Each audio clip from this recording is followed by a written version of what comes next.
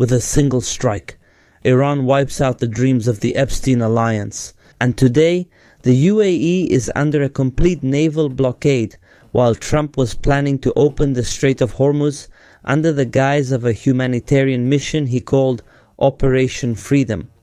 The Revolutionary Guard surprised the world today by publishing a terrifying map that goes beyond the borders of the Strait of Hormuz, closing the ports of Fujairah, Khor Fakkan and others. Did the UAE fall into a trap when it decided to withdraw from OPEC? And how did Operation Freedom change? A complete failure just in its first hour. We have some very important developments today, but after this break, stay with us.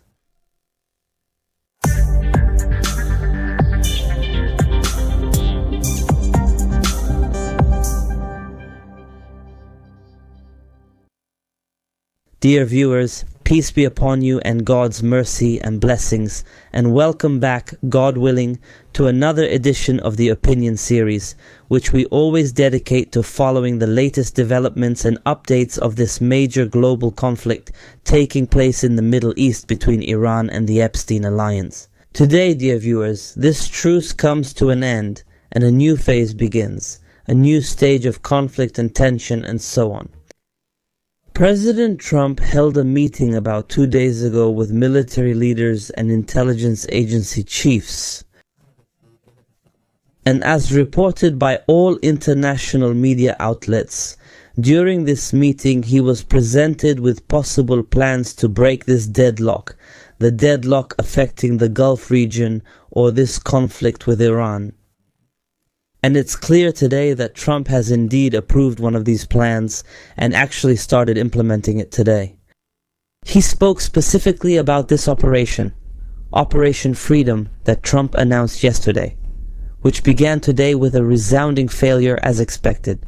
So, the Operation Freedom that Trump announced. Its main objective, according to what is being said, is to break the deadlock, to open the Strait of Hormuz, and this is under the pretext of a humanitarian cause, a humanitarian operation. He said that countries in the region will also participate in this operation, the Gulf countries and so on. In addition, he said that Iran will also participate. So the plan, as Trump presented it, talks about a force made up of 15,000 soldiers, more than 100 aircraft, many ships, and so on. So Trump's efforts were that when he announces this operation with broad participation from countries, Iran will also take part in the operation and it will open the Strait of Hormuz. With this justification imposed by Trump, a humanitarian reason, or out of fear of being implicated before the international community so that Iran does not appear as the aggressor, the attacking party, or the evil side in this conflict. But what happened is that Iran, of course, understood the game well. First, it came out with a series of statements. It rejected this American announcement and warned everyone that it is the one who controls and dominates the Strait of Hormuz. Then after that, Iran targeted some ships today, cargo ships that wanted to pass through the Strait of Hormuz without coordinating or getting permission from Iran. Moreover, there were American destroyers that tried to enter the Strait of Hormuz secretly after turning off their identification systems. They turned off their radar so they wouldn't be detected, but Iran discovered them and forced them to retreat again after they were targeted by Iranian missiles. The Iranian news agency Fars reported that Iranian forces targeted an American military ship with 2 missiles and achieved complete success. It said that as a result of this strike, the ship was forced to turn back and leave the area quickly. Also, the Iranian army announced that naval forces prevented American and Israeli destroyers together, from entering the Strait of Hormuz. With an immediate and firm warning, it said, that is, they only gave them a warning to retreat, or else they would strike or take other action, so they retreated immediately. Tasnim news agency also reported, quoting an Iranian military source, that Iran is prepared for all scenarios and that it will not allow any ship, whether military or commercial, to pass without Iranian permission. It said that everyone should learn a lesson from the 40-day war. There was also a statement from the commander of Khatam al-Anbiya headquarters of the Iranian forces in which he said almost the same thing. Iran still controls the Strait of Hormuz, and it still has control over everything inside this maritime passage. Alright, good. Up to this point, things are normal, and this was expected. The Iranian response is natural and expected, but as for the most important development today, we followed it today. It's this new map published by the Iranian Revolutionary Guard, which defines the danger zone that Iran prohibits entry into. A map showing the areas under the control of Iranian forces, the restricted areas that cannot be entered without prior permission from Iran, And as is clear, in this area, there is closure from both sides, from the entrance and from the exit, from the west and from the east, as you can see. So from the west, pay close attention from the west. The line starts from Keshem Island in Iran to the Emirate of Al-Quwain in the UAE. In the east, the line starts from the Iranian Mubarak Mountains to the Emirate of Fujairah, exactly to the UAE-Omani border, where the UAE and Omani borders meet. This means that the closure even includes the Emirati ports that overlook the Gulf of Oman, such as Khor Fakkan Port and Fujairah Port. And this means that Iran is now besieging the UAE however it wants, since it was believed that the UAE continued its exports and imports through these ports that are located before reaching the strait, outside the Strait of Hormuz. But Iran has now changed the equation. Iran has now announced a new reality that has begun, which is that Emirati oil will never be exported as long as the Strait of Hormuz is closed. And here, everyone should pay attention to the fact that with the beginning of this month, May, there was news that came as a shock to almost everyone. The UAE, with the start of this month, May. It announced its decision to withdraw from OPEC and OPEC Plus, meaning that as of around May 1st, it is no longer concerned with OPEC agreements at all. These agreements determine the production and export quotas for each member country. So what is the main purpose of this withdrawal? What was it? It is that this will allow it to increase its oil production capacity even further. From now on, the country will add about 2 million additional barrels of oil to the market every day, so it will export more than 4 million barrels of oil. And the export would have been done through these Emirati ports overlooking the Gulf of Oman, which will limit the impact of this closure on the Strait of Hormuz. And by doing so, Trump will ensure that oil prices do not rise further and further, because Trump has now set a long-term plan to blockade Iran, so that every day, according to the plan, means another day of the naval blockade. It is believed that Iran will weaken, while the UAE will gradually increase its oil exports through these ports, until there is international stability in oil prices, and closing the Strait of Hormuz by Iran becomes pointless and has no global impact.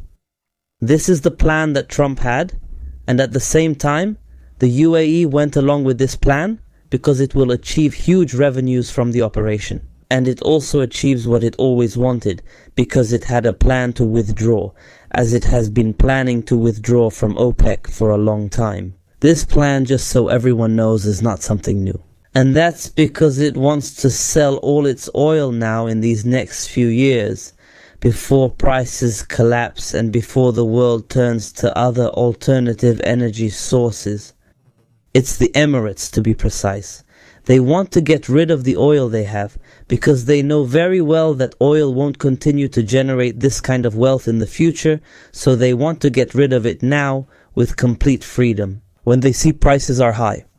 OPEC used to prevent them from doing that because it imposes restrictions, meaning it sets limits for each member country. A certain limit is allowed for export, so they can maintain these international prices, and at the same time also preserve this energy wealth. But the UAE used to say, Why does Saudi Arabia allow itself to export 7 million barrels of oil per day, while it, meaning the Emirates, only exports 2 million barrels of oil per day? The UAE found the opportunity favorable. It took advantage of this crisis in the city of Hormuz and said it was a plan with America and withdrew from OPEC and OPEC Plus in order to increase oil production and export it through these ports we talked about to save itself and to save Trump and the Israeli plans. While the other countries like Kuwait, Iraq and Saudi Arabia remain besieged by Iran because of the closure of the city of Hormuz. So it's clear today that the Iranian response came quickly. It's obvious that Iran knows the game well, knows everything happening in the region, and is aware of these plans and so on. When this Emirati decision to withdraw from OPEC came out a few days ago, Iran didn't take any steps and remained silent. But what was it waiting for in turn? Was it waiting for the right opportunity to come? Trump quickly came up with this plan he calls Operation Freedom, and Iran found the right opportunity. Iran took advantage of this event, expanding the other zone where it blocks ships from passing so that it extends beyond Fujairah. This means that now all the UAE's maritime routes are now closed. In other words, there is now a naval blockade imposed on the UAE. We are now facing a completely new reality. Iran is truly changing the balance of power in the region and imposing a new regional order. So it's clear that any escalatory step taken by their alliance in general is immediately met with a bigger escalation from Iran, which benefits Iran even more. These people don't really understand the Iranians. Now, what will the UAE do after withdrawing from OPEC? How will it sell its oil now? Maybe it has officially declared its hostility towards Saudi Arabia after withdrawing from OPEC about 2 days ago. President of Algeria, Tebboune, made a statement saying that the main pillar of OPEC is Saudi Arabia. So what if this conflict was resolved in the city of Hormuz and things went back to normal? Do you think Iran will forget what happened to it and what it suffered from the UAE? Do you think Iran will allow the UAE to go back to how it was? It's clear that the region and the world in general are heading toward a new reality, especially this region. The Gulf region today is heading toward a very significant scenario, which is the emergence of a major alliance and cooperation between these major regional powers, Iran and Saudi Arabia. As for the Emirates, I believe that this conflict will lead to its complete collapse. All the indicators today suggest that the Emirates will not return to how it was before. If the war returns again, the Emirates will disappear from the map. Today, the Emirates received a clear warning from Iran. Missiles and Iranian drones targeted the Emirates, and perhaps they are still targeting Emirati territory.